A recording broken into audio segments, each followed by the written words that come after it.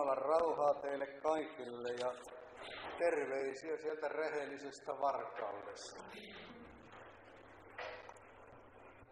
Joo, tämä on täysin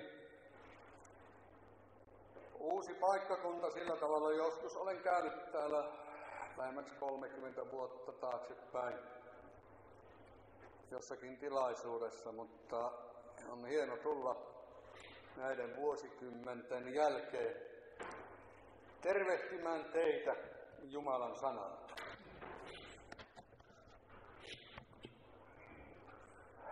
Tarkoitus oli puhua aiheesta rakentuminen yhdessä, mutta huomasin, Jumala alkoi kuljettaa minua aivan toisille vesille,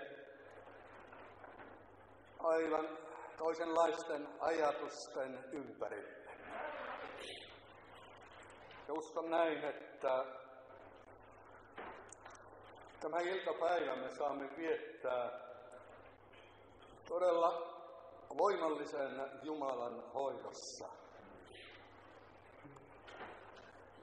Minulle Tapio Annala sanoi noin 30 vuotta taaksepäin, että Markku,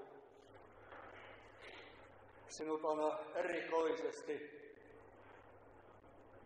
varustettu rohkaisun hengellä, armoituksella. Ja täytyy näin sanoa, että nämä vuosikymmenet olen saanut kiertää eri kirkkokunnissa, ennen kaikkea olemassa rohkaisemassa sisartani ja veliä. Koska me jokainen varmasti tarvitsemme rohkaisua. Eikö ole näin? Ja sen tähden haluan tämä hetki olla tämän aiheen ympäröimänä.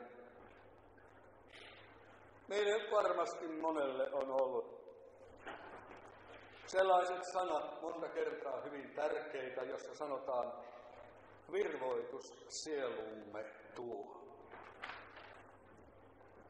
Kyllä me silloin tällöin elämäämme tarvitsemme tällaista